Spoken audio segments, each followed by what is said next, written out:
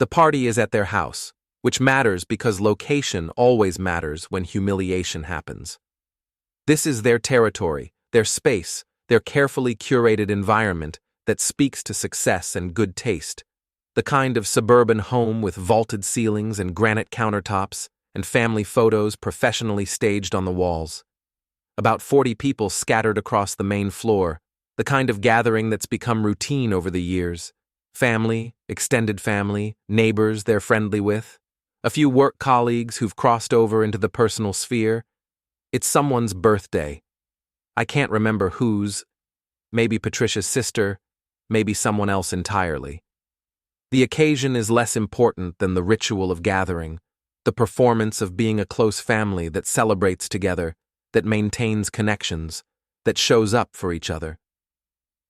I'm standing near the kitchen island with a beer I've been nursing for 40 minutes, listening to a conversation about real estate markets and mortgage rates.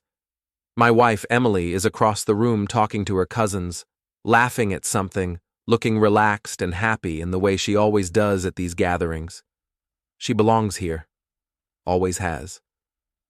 Grew up in this orbit, understands the social dynamics, knows how to navigate the invisible hierarchies that govern family politics.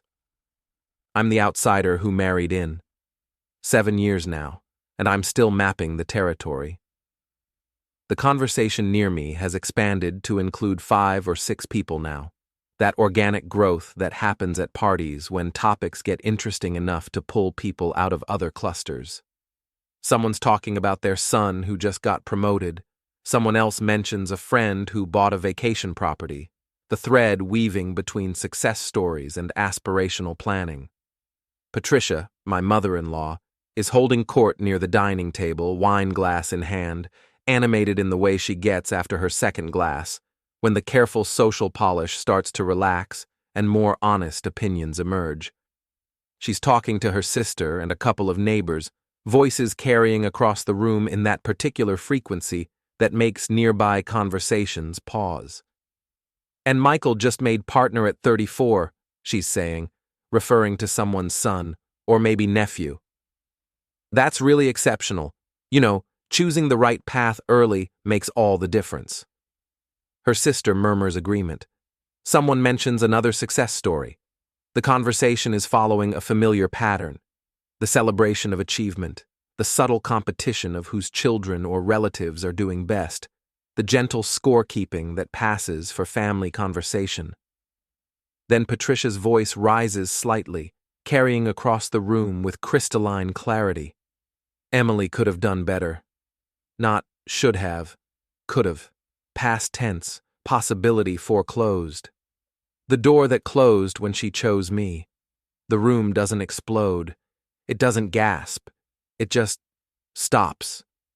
Conversations mid-sentence trail into silence. Someone's laugh cuts off abruptly. The person next to me was about to say something about interest rates, but his mouth stays open, words unspoken, attention redirected. Everyone heard it. Everyone knows what it means. Everyone understands who it's about. Patricia realizes her mistake half a second too late. I watch the recognition hit her face, the brief flash of awareness that she said something out loud that should have stayed internal, that the wine removed the filter she normally maintains. But she doesn't take it back, doesn't laugh it off, doesn't try to soften it. She just glances at me briefly, then looks away, taking another sip of wine. Emily has gone completely still across the room. Not moving, not speaking, just frozen in that horrible moment of social crisis when someone you love says something unforgivable about someone else you love, and you have to decide in real time whose side you're on, how to respond, whether to pretend you didn't hear or confront it directly. She doesn't correct them, doesn't say, "Mom, that's not okay." Doesn't defend me or challenge the statement or create any social consequences for what just happened. She just looks at me with an expression I can't quite read. Sympathy, embarrassment, agreement. I smile politely. Set my beer down on the counter with a soft clink that sounds too loud in the silence. Say nothing. Because what do you say? What's the move here? Argue? Defend myself? List my accomplishments like I'm at a job interview?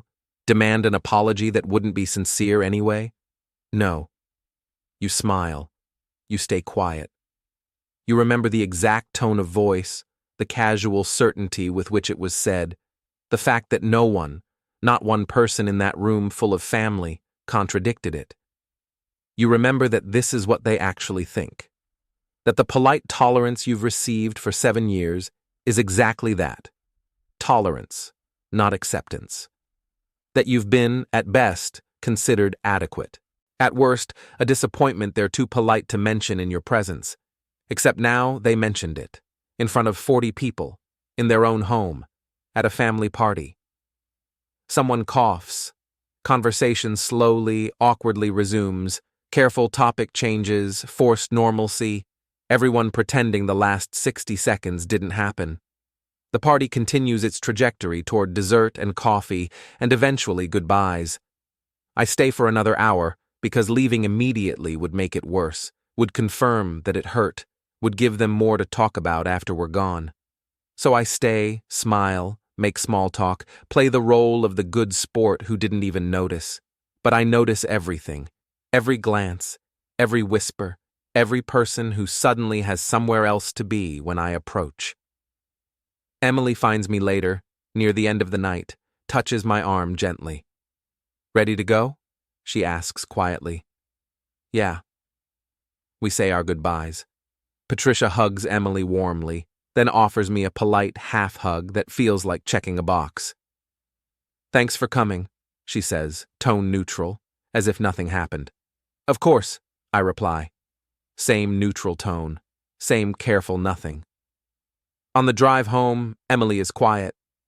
I'm quiet. The silence feels different than usual, not comfortable, but loaded with everything we're not saying.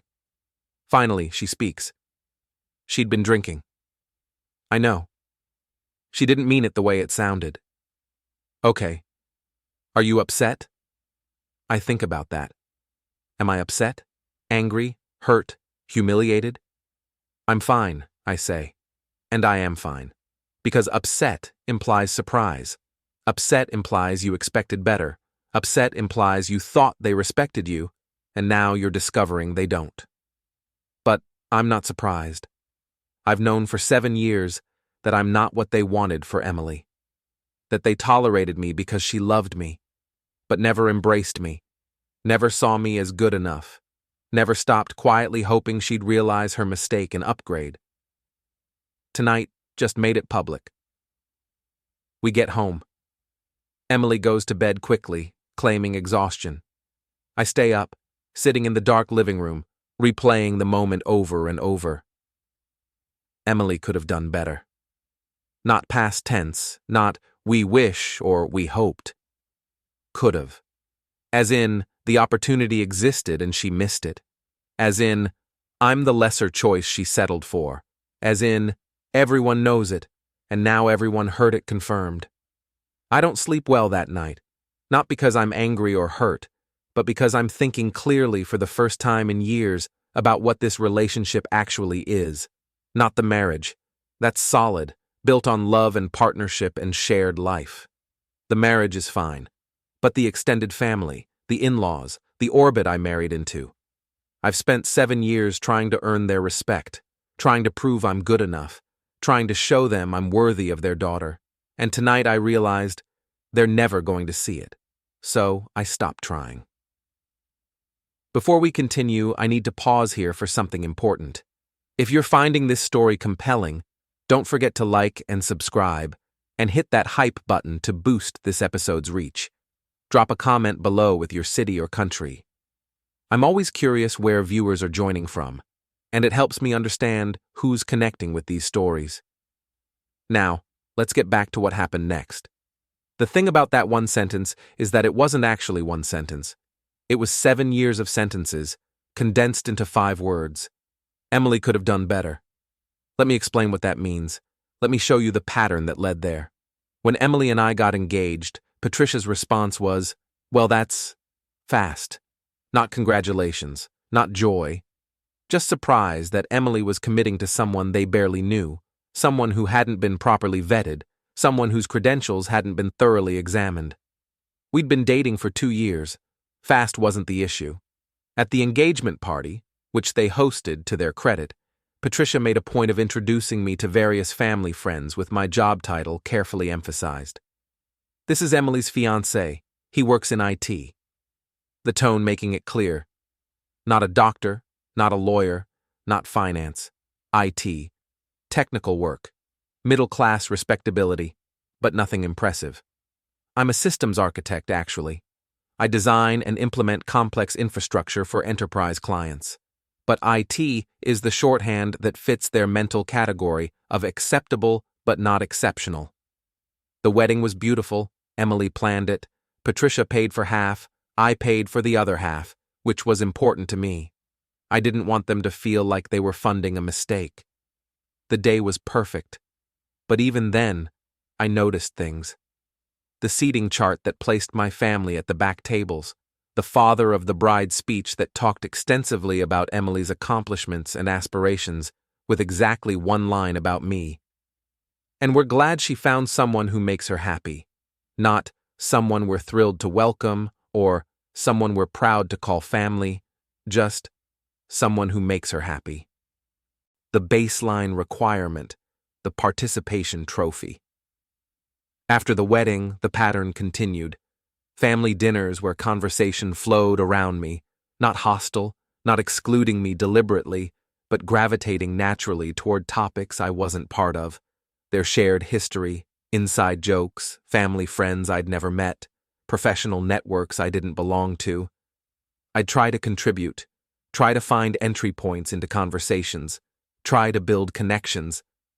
Patricia would smile politely, acknowledge my comments with brief responses, then redirect conversation back to more familiar territory. Not rude, just dismissive. The way you might treat a pleasant acquaintance you have no particular interest in knowing better. I remember one dinner, maybe 2 years into the marriage, where Emily's brother was talking about his new house, the neighborhood, the schools nearby. Good schools. Planning ahead for kids, you know. Patricia lit up, asked detailed questions, offered advice, shared stories about raising children in good neighborhoods. Then she turned to me and asked, with that particular tone of polite inquiry that isn't actually interested, "And how's work going?" "Busy," I said. "We just landed a major contract with a healthcare network. I'll be leading the migration to their new infrastructure." "That's nice," she said, already turning back to her son. "So about those schools, that's nice." 2 words that mean, I asked because it's polite, but I don't actually care. Emily noticed these things. I know she did. Sometimes she'd bring it up on the drive home, apologize for her mother's behavior, promise to talk to her about being more inclusive. But nothing ever changed, because you can't force someone to respect another person. You can request better manners, you can ask for more effort, but you can't make someone value someone else. They didn't value me. Over the years, the pattern became clearer. At family events, I was acknowledged but not included. At holiday gatherings, I received gifts that felt like afterthoughts, generic items that could have been for anyone, while other family members received thoughtful, personal presents that showed actual attention and care. When Emily got a promotion at work, Patricia called within an hour to congratulate her, gushing with pride. When I got promoted to senior architect, leading a team of 12, earning significantly more money than I had been, Emily told them at the next family dinner. Patricia said, "That's good," and changed the subject. Comparisons were constant. Emily's cousin got engaged to a cardiologist. Patricia brought it up at 3 separate gatherings, talking about how impressive it was, what a good match, what a bright future they had. Emily's brother started dating a woman who worked in wealth management. Patricia couldn't stop praising her intelligence, her ambition, her sophistication. Meanwhile, I was just there, the husband, the IT guy, the adequate choice who made Emily happy but didn't particularly impress anyone. And the subtle comments. Oh, the subtle comments. "Emily works so hard. It's good she has someone to come home to." implying my role is domestic support, not equal partnership. We always thought Emily would end up in city, but I guess you two are settled here now. Implying my career is the anchor preventing Emily from better opportunities. Do you think you'll ever go back to school, get a more advanced degree? Implying my current credentials are insufficient. Each comment individually was deniable. Taken together, they formed a clear message. You're not what we wanted. You're not good enough. We're tolerating you because Emily chose you, but we're not happy about it. I tried various approaches over the years. I tried being more social, more engaging, more present at family events. I tried talking about my work in more impressive terms, highlighting big projects and significant accomplishments. I tried finding common ground with Patricia and Frank, asking about their interests, their lives, their perspectives. Nothing worked. Because the problem wasn't my behavior or my social skills or my conversation topics. The problem was that I wasn't the person they wanted Emily to marry, and no amount of effort was going to change that fundamental disappointment. So by the time the party happened, by the time Patricia said out loud what they'd all been thinking for 7 years, I'd already done the emotional calculus. I knew where I stood. I knew I was the compromise they'd made peace with. I just didn't know they'd say it in front of 40 people. Emily could have done better. 5 words that crystallized 7 years of subtle dismissal into one undeniable moment of public verdict. And the thing is, it hurt. Of course it hurt. Being told you're inadequate always hurts, even when it comes from people whose respect you've already written off. But more than hurt, it clarified things. I'd been operating under the assumption that if I just kept showing up, kept being a good husband, kept succeeding professionally, kept being kind and respectful and present, eventually they'd come around. Eventually they'd see that I was worthy of Emily, that our marriage was strong, that I wasn't a mistake she needed to correct. But that night proved I was wrong. They weren't going to come around. They weren't evaluating me on an ongoing basis, waiting for me to prove myself. They'd made their assessment years ago, and nothing I did was going to change it. So I stopped trying. Not dramatically, not with announcements or confrontations. I just stopped. Stopped attending every family event. Started having work commitments that prevented me from making every dinner, every birthday, every casual gathering. Stopped trying to impress them with professional accomplishments. When they asked about work, I gave brief, generic answers and changed the subject. Stopped seeking their approval or validation. Stopped caring whether they thought I was good enough. And most importantly, stopped giving them access to my life, my plans, my success. If they thought Emily could have done better, then they didn't need to know how well we were actually doing. They didn't need to know about the promotion I got 3 months after the party, the one that came with a significant title change and a salary that put us comfortably in the top 15% of household incomes.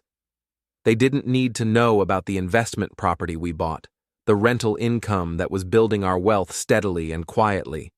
They didn't need to know that Emily and I were saving aggressively, planning intelligently, building a financial foundation that would carry us through anything. They didn't need to know any of it. Because you don't owe people who don't respect you access to your success. So I went quiet. Polite when we saw them, which became less frequent. Civil when necessary. But distant, removed, separate from their orbit in every way except the legal and social obligation. Emily noticed, of course. Asked if I was okay, if I was still upset about what her mother said.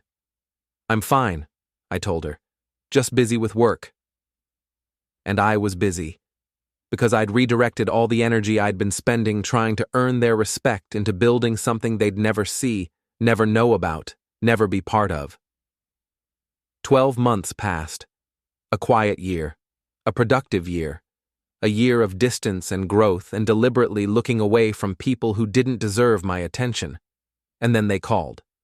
People always ask, why didn't you confront them? Why didn't you defend yourself? Because confrontation assumes they'd care. Assumes their opinion could be changed by argument or evidence. Assumes the problem is misunderstanding, rather than fundamental disrespect. The party happened in April. By May, I'd stopped attending their weekly family dinners. Emily went sometimes, usually came back quiet, sometimes frustrated. I never asked for details, didn't want to know if Patricia had made more comments, if anyone had brought up the incident, if there was any acknowledgement of the harm caused. June, Emily's birthday. They hosted dinner at their house. I had a client emergency, which was only technically a lie. I did have client work, but I could have rescheduled. I chose not to. Sent a nice gift, called Emily at midnight to sing to her. Let them have their family celebration without the inadequate son-in-law present. July. Family vacation invitation to their lake house. Thanks, but I've got a major project launching. You guys have fun. Emily went for the weekend, came back sunburned and tired and didn't talk much about the trip. August. I got the promotion. Senior systems architect to principal architect, leading infrastructure strategy for the entire Northeast region. Salary jumped to $240,000 base, plus bonuses, plus equity options. Major professional achievement. Career-defining role. Emily was thrilled. Took me out to dinner to celebrate, told her close friends, posted subtly on social media. She asked if I wanted to tell her parents. You can mention it if it comes up, I said. She looked at me for a long moment. You're never going to forgive them, are you? There's nothing to forgive. They stated their opinion. I'm just adjusting my expectations accordingly. They didn't mean Emily. I kept my voice gentle. They meant it. And that's okay. They're allowed to think you could have done better. I'm allowed to stop caring what they think. She didn't bring it up with them. I don't know if that was respect for my wishes or something else. Didn't ask. September. We bought the investment property. A small apartment building, 4 units, good neighborhood, solid rental income. Required a significant down payment, $120,000, plus reserves for maintenance and vacancies. We'd been saving aggressively for 2 years, living well below our means, building capital. The property would generate roughly $4,000 per month in net rental income, not life-changing money but wealth-building money, the kind of financial decision that creates security and options. Emily's parents knew we'd bought an investment property because Emily mentioned it in passing.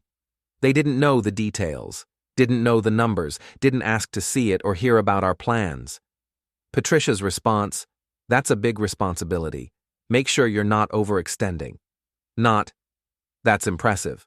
Not, "Good investment." Not, "We're proud of you." Just, worry that we were making a mistake. October. Frank, my father-in-law, had a health scare. Minor heart incident. Turned out to be nothing serious, but scary in the moment. Emily rushed to the hospital. I came too, because that's what you do. Sat in the waiting room for 4 hours while they ran tests. Patricia was there, her sister, Emily's brother. When the doctor came out and said everything was fine, just stress and dehydration, everyone hugged in relief. Patricia hugged Emily, hugged her sister, hugged her son, smiled at me with that polite, distant smile. "Thanks for coming?" "Thanks for coming." Like I was a neighbor who showed up out of courtesy, not family who came out of love and concern. I went home after that, told Emily to stay with her family, that I had work early tomorrow. She protested weakly, but I could tell she wanted to stay. November. Thanksgiving. The first holiday where my absence would be conspicuous. Emily asked 3 separate times if I was sure I didn't want to come. "I'm sure. You should be with your family." "You're my family too." "I know, but this is your family. I don't need to be there." She went. I spent Thanksgiving working on a major client proposal, ordering takeout, having the quietest and most peaceful Thanksgiving of my adult life. Emily called twice during the day, once to say hi, once to tell me she loved me and missed me. I missed her too. But I didn't miss the judgment, the careful politeness, the subtle reminders that I was the wrong choice who made their daughter happy, despite disappointing them. December. Christmas was trickier, harder to avoid without making it obviously about the party, obviously about Patricia's comment. Emily pushed harder. Please. It's Christmas. They'll think something's wrong. Something is wrong, I said quietly. But it's been wrong for 7 years. I'm just done pretending it isn't. We compromised. I came for Christmas Eve, stayed for dinner, was polite and present and appropriately festive, brought nice gifts, smiled in photos, played the role. But I left early. Long day tomorrow, I said, which was true.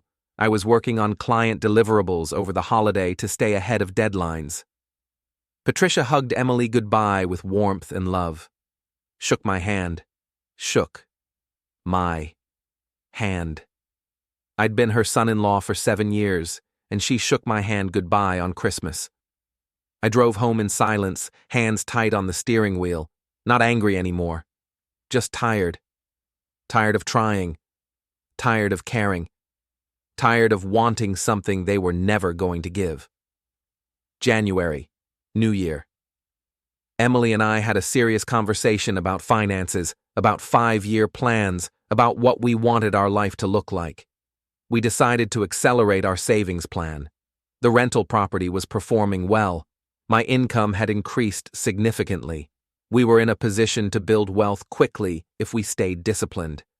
We cut our discretionary spending, maximized retirement contributions, started investing systematically in index funds, living modestly while earning well, the formula for getting ahead financially.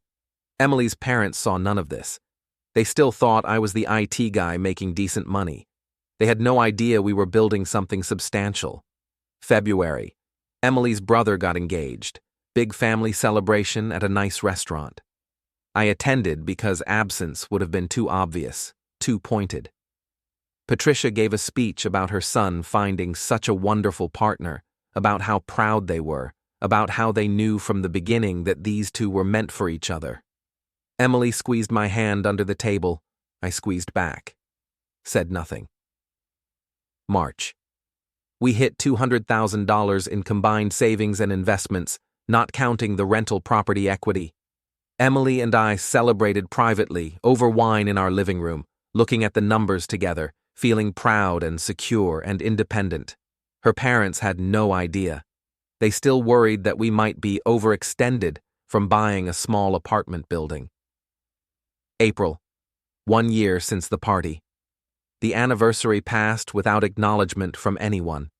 Emily and I went to dinner, different restaurant, no family, just us. She was quiet through most of the meal. They haven't apologized, she said finally. I know. Doesn't that bother you? No, I said honestly. Because an apology now would be about social repair, not actual regret. It would be because they realized they said something rude, not because they've changed their mind about me. Do you think they ever will? Change their mind? Does it matter? She thought about that. I guess not. It was around then that I realized Emily had changed too. She wasn't defending them as automatically anymore, wasn't making excuses, wasn't trying to bridge the gap between us. She was choosing sides. Quietly, progressively, she was choosing me. And then, in late April, 13 months after the party, my phone rang at 9:30 on a Tuesday night. Unknown number. I almost didn't answer, but something made me pick up. David? It was Frank, my father-in-law. Voice tight, stressed, older sounding than I remembered. Yeah, it's me. What's wrong? Is Emily there? She's at book club. Should I have her call you when she gets back? Pause. Long pause. Heavy breathing on the other end. Actually, Frank said slowly, I was calling to talk to you. Frank had never called me directly, not in 7 years of marriage. When he needed to reach Emily, he called her. When they wanted to tell us something, Patricia called. I existed in their phone as Emily's husband, not as a person with independent relationship value. So when Frank said he was calling to talk to me specifically, I knew something was wrong. Not minor wrong, catastrophically wrong. What's going on? I asked, keeping my voice neutral. Another long pause. I could hear him breathing, could almost feel him trying to figure out how to start, how to ask for whatever he was about to ask for. We're in trouble, he said finally. Serious trouble. I waited, let the silence extend, didn't offer reassurance or ask leading questions, just waited for him to continue. The business is gone.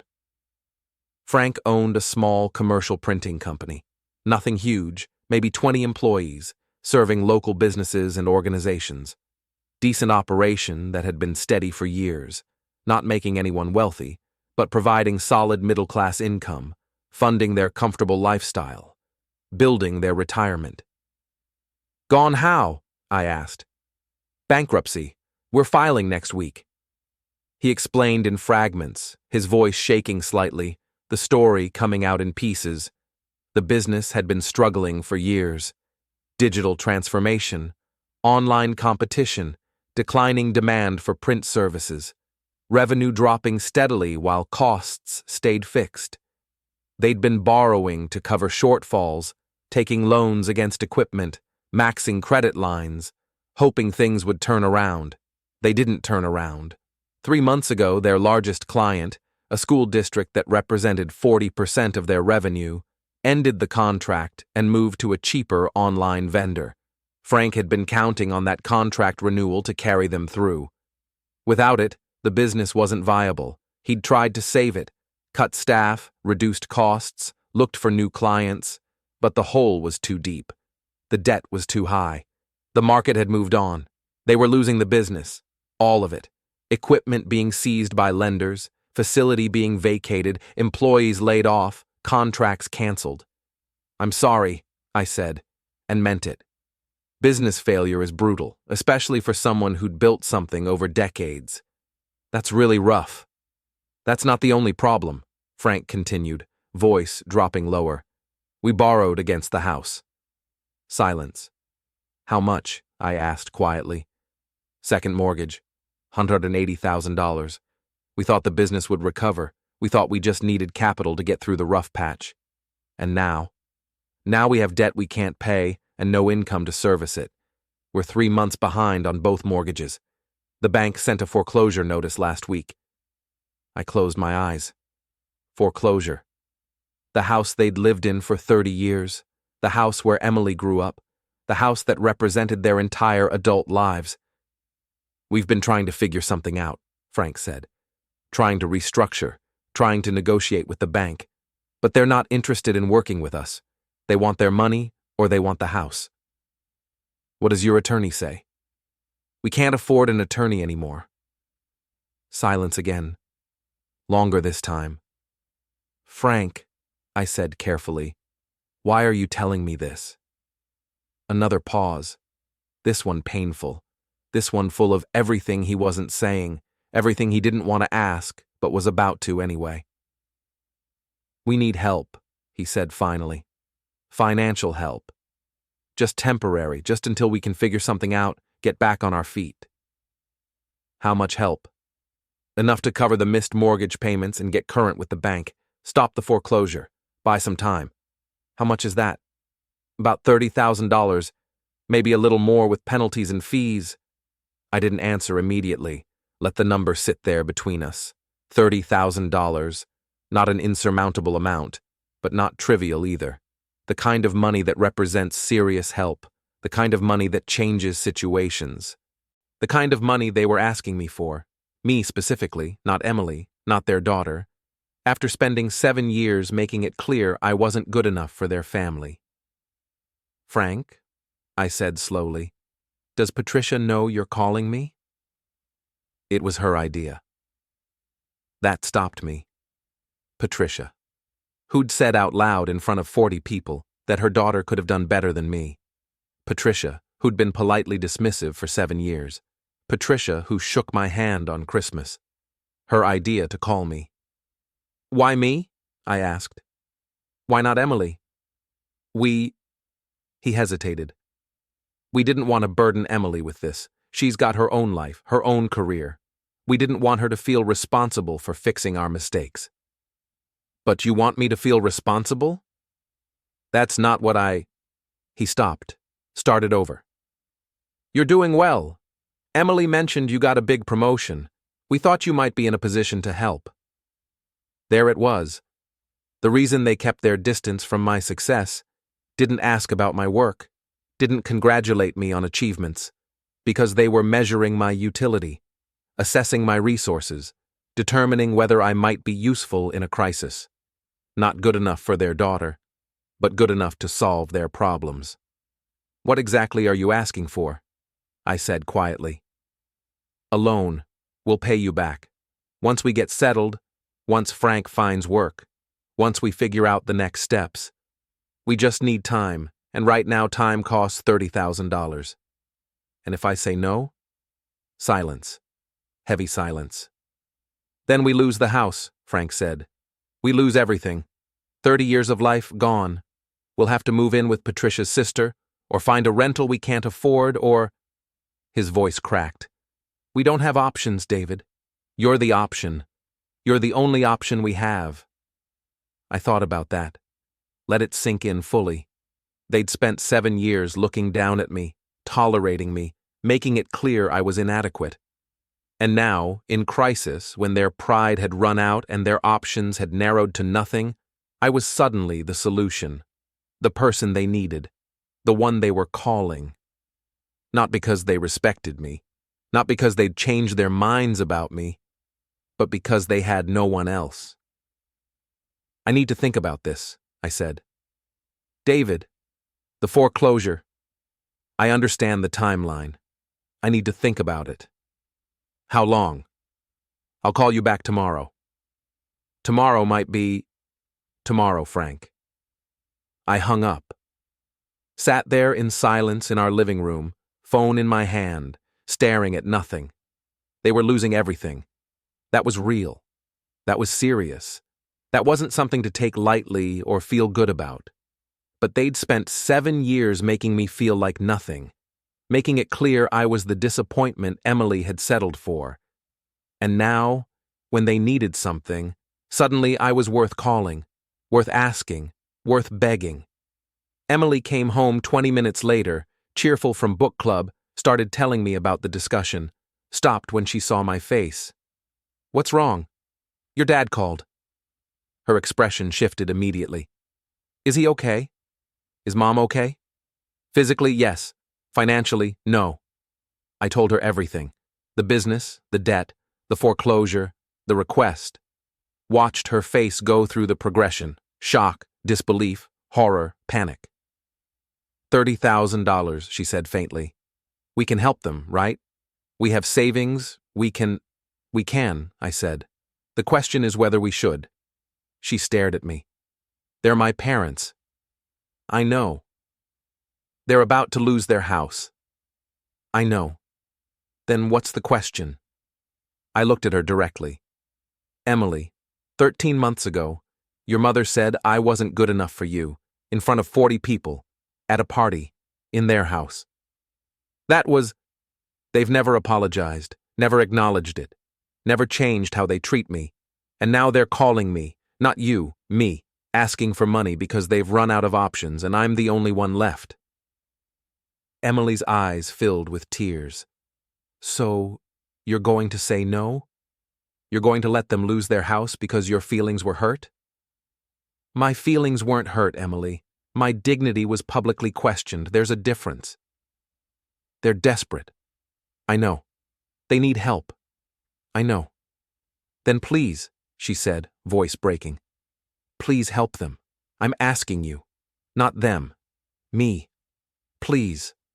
I looked at my wife, the woman I loved, the woman who'd stood by me, who'd built a life with me, who'd chosen me despite her parents' disappointment, the woman who was now asking me to save the people who'd never thought I was good enough to save their daughter. I'll call your dad tomorrow, I said. And I'll give him my answer. She wanted to push. I could see her wanting to push, wanting me to commit right now to yes, to helping, to being the solution. But she didn't. She just nodded, wiped her eyes, and went upstairs. I sat there alone, thinking about respect, about dignity, about what we owe people who never gave us anything but tolerance. Thinking about boundaries and consequences and whether financial crisis erases 7 years of dismissal. Thinking about what I was going to say when I called Frank back. I didn't sleep much that night. Emily and I lay in bed, both awake, both carefully not talking. The space between us felt like a chasm. She wanted me to help. I understood why. These were her parents, her childhood home, her family history being erased by foreclosure. But they'd never been family to me. Not really. I'd been the outsider who married in, the adequate choice, the disappointment they'd tolerated. Around 3 a.m., Emily spoke into the darkness. When we got married, we said we were becoming family. All of us. We did. Doesn't that mean something? It means something to me, I said quietly. It never meant the same thing to them. You don't know that. Emily. I turned to face her in the darkness. Your mother shook my hand goodbye on Christmas. After 7 years of marriage. She shook my hand. Silence. They don't see me as family, I continued. They see me as the person their daughter married. It's not the same thing. So you're going to punish them for that? I'm not punishing anyone. I'm just deciding whether I have an obligation to save people who spent 7 years making it clear I was never quite good enough. They never said that. Your mother said it at the party, out loud, to 40 people. She was drunk. Drunk words are sober thoughts. Emily turned away from me. I can't believe you're going to let them lose their house over one stupid comment. It wasn't one comment. It was 7 years of comments, of dismissal, of making me feel like I had to earn respect I should have been given automatically. The party was just the moment it became undeniable. They're not perfect. Parents never are. I'm not asking for perfect. I'm asking for basic respect. And I never got it. She didn't respond. Eventually, we both pretended to sleep. In the morning, Emily left for work without saying goodbye. I sat at the kitchen table with coffee, staring at my phone, thinking about the call I needed to make. The math was straightforward. We had the money. $30,000 wouldn't destroy us financially. We'd built enough cushion that we could absorb it without compromising our long-term plans.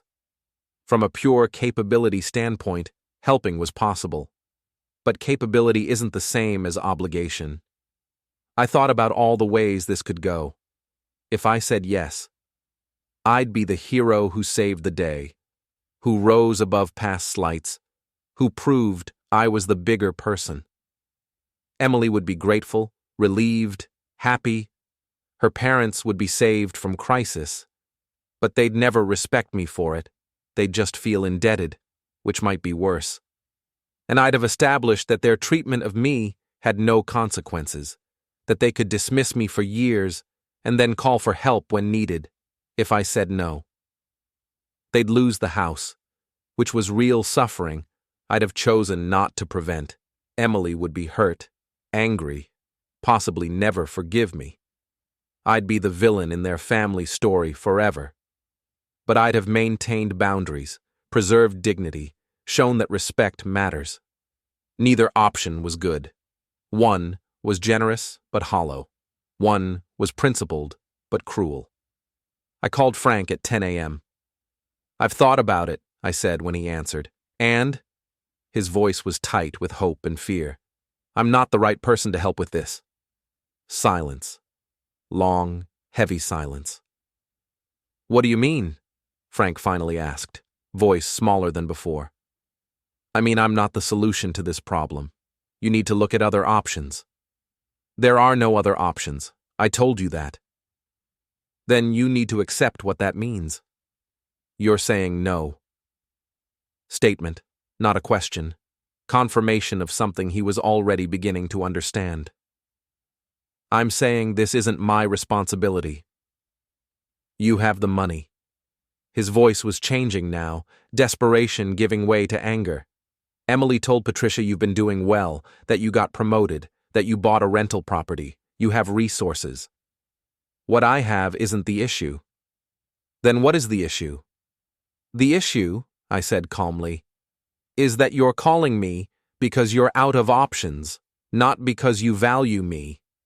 You're calling because you need something I have, not because you respect who I am. That's not... Frank, let me be very clear. For 7 years, I tried to be part of your family. I showed up, I was respectful, I tried to build a relationship, and for 7 years I was tolerated but never accepted, never respected, never treated as good enough. We never... Your wife said out loud in front of 40 people that Emily could have done better. That was 13 months ago. No one apologized, no one corrected it, no one made any effort to repair that harm. Silence. And now you're calling me, I continued, asking for $30,000, because suddenly I'm useful. Suddenly I'm the right person to call, not because your opinion of me changed, but because your circumstances changed. We're desperate, Frank said quietly. I understand that. And I'm genuinely sorry you're going through this. Business failure is brutal. Losing your home is devastating. I don't wish that on anyone.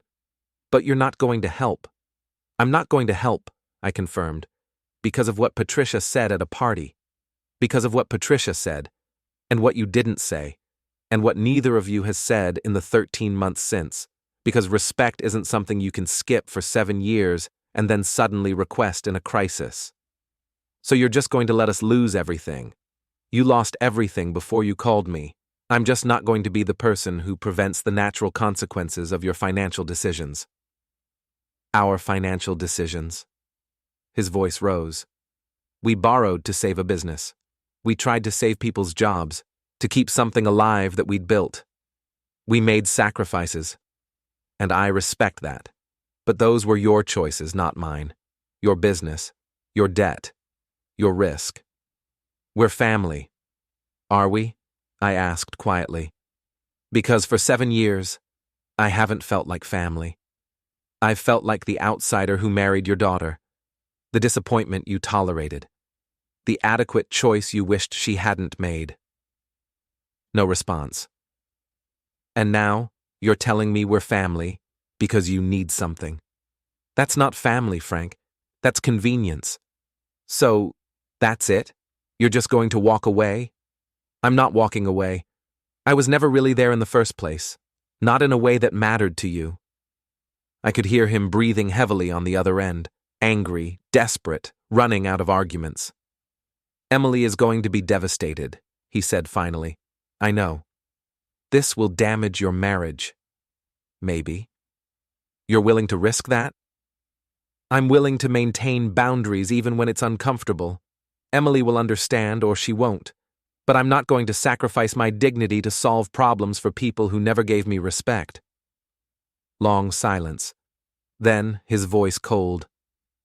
You're not the person we thought you were. No, I agreed. I'm not the person you thought I was. I'm someone who doesn't accept being treated as less than, even when it's inconvenient. Even when saying no is hard. Patricia was right, Frank said bitterly. Emily could have done better. And there it was. The mask fully off. The real opinion stated clearly. Maybe she could have, I said quietly. But she didn't. She chose me. And I chose to be someone who doesn't let people treat me poorly just because they're in crisis. So now you know exactly who I am. I hung up before he could respond. Sat there at the kitchen table, phone in hand, feeling the weight of what I'd just done. They were going to lose their house. That was real. That was going to happen now, and I'd chosen not to prevent it. Emily was going to be devastated. That was also real. That was also going to happen. But I'd maintained something, too. I'd drawn a line. I'd said that respect matters, that treatment matters, that you don't get to dismiss someone for 7 years and then demand help when you need it. I'd chosen dignity over generosity. I wasn't sure if that made me strong or cruel, maybe both. My phone buzzed. Text from Emily. Did you talk to him? Me. Yes. Emily. And? Me. I said no.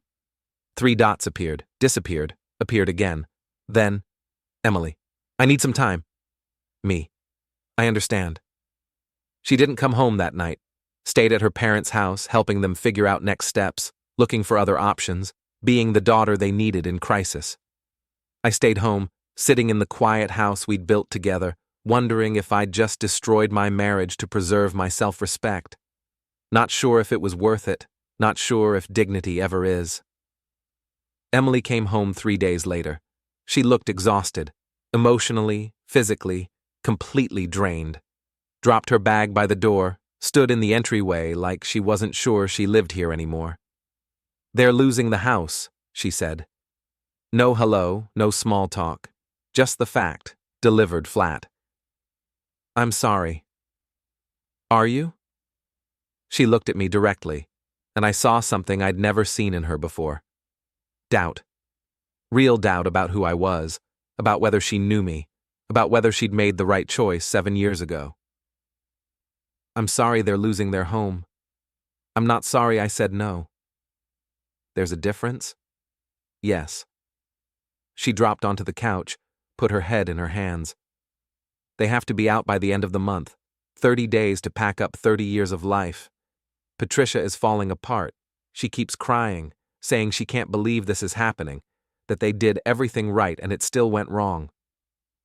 I sat down next to her. Not too close, giving her space. "They did some things wrong," I said gently. "They over-leveraged the business. They borrowed against the house to cover operational losses. Those were choices. They were trying to save people's jobs. I know. And that's admirable. But it was also financially unsound. Good intentions don't change math." She looked at me with something like anger. "It's easy to judge when you're not the one losing everything." "I'm not judging. I'm just pointing out that this didn't happen to them randomly. This happened because of specific financial decisions they made. So they deserve this?" I didn't say that. But deserving isn't the question. The question is whether their crisis creates an obligation for me to solve it. They're my parents. And they've never treated me like I was part of the family. So you're punishing them. Emily, I'm not punishing anyone. I'm just declining to rescue people who spent 7 years making it clear I wasn't good enough. One comment. It wasn't one comment. I rarely raised my voice, but this made me raise it now. It was 7 years of subtle dismissals, of comparisons to other people, of making me feel like I had to constantly prove my worth. The party comment was just the moment it became public. But the attitude, that was always there. She was quiet for a long moment. Then, "What do you want? An apology?" "No, I want nothing. That's the point. I don't want their approval anymore. I don't want their acceptance. I don't want to be part of their circle. I just want to live my life without being judged inadequate by people whose opinions stopped mattering to me a year ago. They're not just people. They're my parents. I know, and that makes this complicated. But it doesn't change the fundamental issue, which is that boundaries matter, that how people treat you matters, that you don't owe rescue to people who never gave you respect."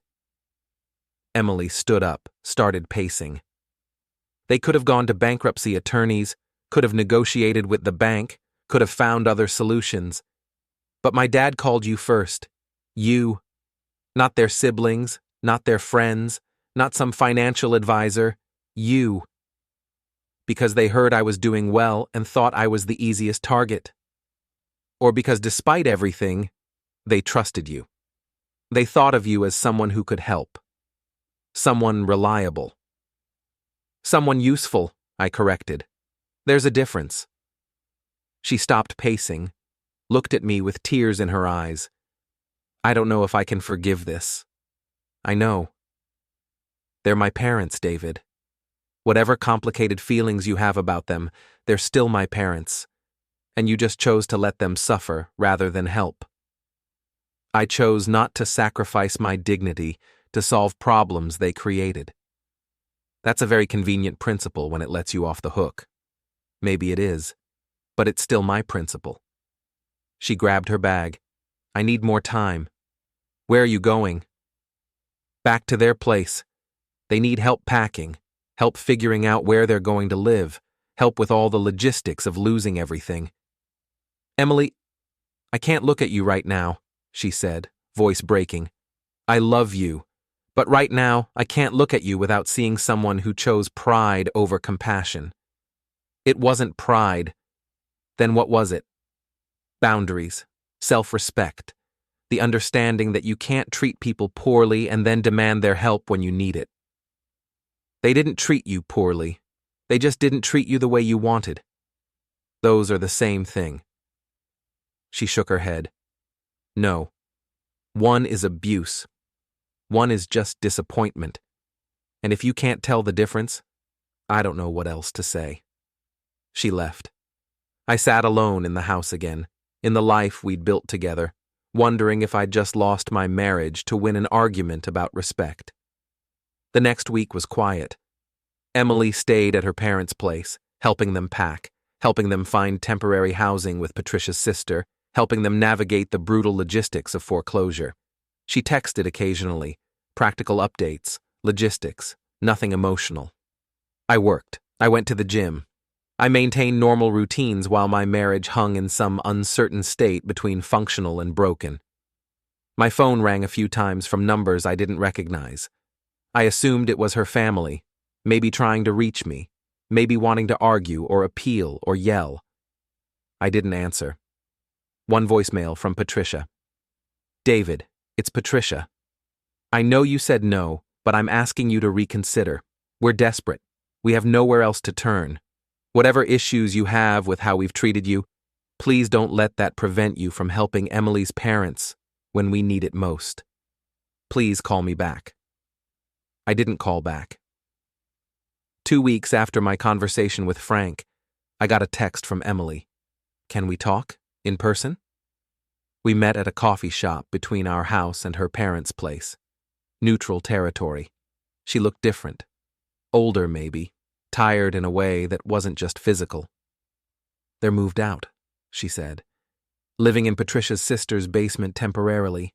Everything they owned is in storage or sold or donated. 30 years, reduced to whatever fit in a moving truck. I'm sorry it came to that. Are you? Yes. I didn't want them to suffer. I just wasn't willing to be the solution. She sipped her coffee. They asked about you. Asked if there was any chance you'd reconsidered. And what did you tell them? I told them no. That you'd made your position clear, and I didn't expect you to change it. How did they take that? Badly. Patricia cried. My dad got angry, said some things about you that I won't repeat.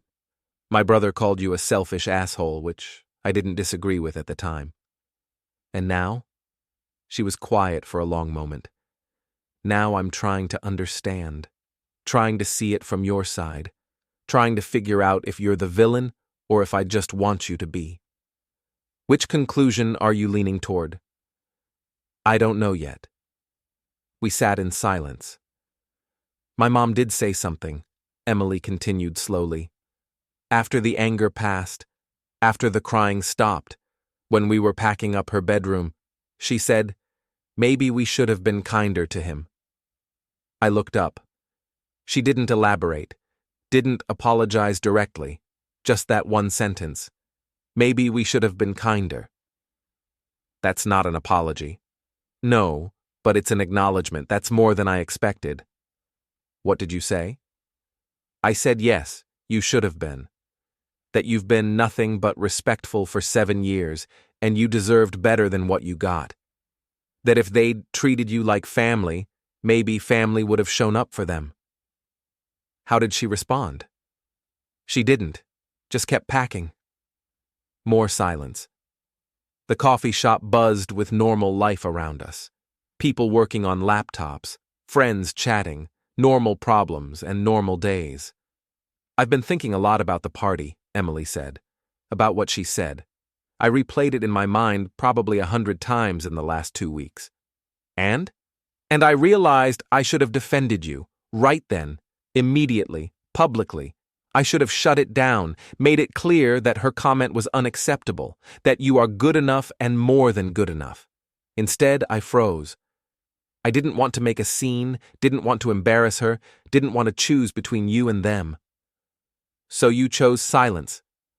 So I chose silence, which was really choosing them, and I'm sorry for that. I reached across the table, took her hand. Thank you. I don't know if I can forgive you for not helping them. I know. But I understand why you didn't. I don't agree with it. But I understand it. That's enough. Is it? For now. She squeezed my hand. Can I come home? Of course. Even though I'm still angry? Even though. We went home together. Not fixed, not resolved, but together. Life didn't return to normal because there was no normal to return to. Instead, we built something new. A marriage that had been tested and survived, but carried the scars. Emily and I went to counseling. A good therapist who didn't take sides, who helped us understand that both things could be true. I could be right to maintain boundaries, and the consequences could still be painful. We talked about family, about obligation, about where marriage ends and enabling begins, about respect and boundaries, and what we owe people who hurt us. Emily's parents lived in her aunt's basement for 3 months before finding a small rental apartment. Frank got a job managing operations for a different printing company. Good job, decent pay, but nothing like owning the business. Patricia went back to work part-time in retail. Their life had contracted dramatically, from comfortable middle-class homeowners to paycheck renters. Emily visited them regularly. I didn't go. We'd agreed that was okay. She needed to support her parents, I needed to maintain distance. One Saturday, 6 months after Frank's call, Emily came home from visiting them and said, "They want to talk to you." About what? They didn't say, just asked if you'd be willing to meet them for coffee. Will you come? If you want me to. Yeah. We met at the same coffee shop. Frank and Patricia were already there, looking older and smaller than I remembered. We ordered coffee. Sat down. The silence was awkward, heavy. Finally, Patricia spoke. "Thank you for meeting us." Of course. We wanted to say some things we should have said before. I waited. At the party, last year, I said something cruel. I said Emily could have done better. I remember. It wasn't true. Or rather, I believed it then, but I was wrong. Not just rude, wrong. We've had a lot of time to think this year, Frank added, about how we treated you, about the judgments we made. And we're sorry, Patricia said, tears starting. We judged you based on superficial things, your job title, your income. We compared you to some imaginary ideal, and we missed who you actually are. Which is? I asked quietly. Someone decent, Frank said. Someone who's been nothing but respectful, even when we didn't deserve it. Someone who had every reason to help us and chose not to, which was painful, but fair, Patricia finished. You weren't cruel. You just said no, and that was your right. We called you because we thought you couldn't say no, Frank continued. We thought you'd feel obligated, but you just said no. And when you did, we were angry, Patricia said. We blamed you. But you weren't the villain. We were. We made bad financial decisions, then asked someone we'd dismissed for years to save us. Silence. We don't expect forgiveness, Patricia said. We just wanted you to know that we see it now. We see how we treated you. And we're sorry. I appreciate you saying that, I said carefully. Do you forgive us? Patricia asked. I don't know. Forgiveness is complicated. But I hear your apology, and I believe you mean it. That's more than we deserve, Frank said. We talked for another hour, about their new life, about adjusting to less, about what they were learning. As we were leaving, Patricia hugged Emily, then turned to me, extended her arms tentatively. I hugged her back. It wasn't warm, but it was human. Thank you for coming, she said quietly. You're welcome. In the car, Emily asked, How do you feel? Better, maybe. Not fixed, but better. They meant it. I know. Does that change anything? Not really. They apologized because they lost everything and gained perspective. But it doesn't erase 7 years of dismissal. But maybe it's a start, I added, of building something new, something based on reality instead of expectations. I'd like that, Emily said. Me too.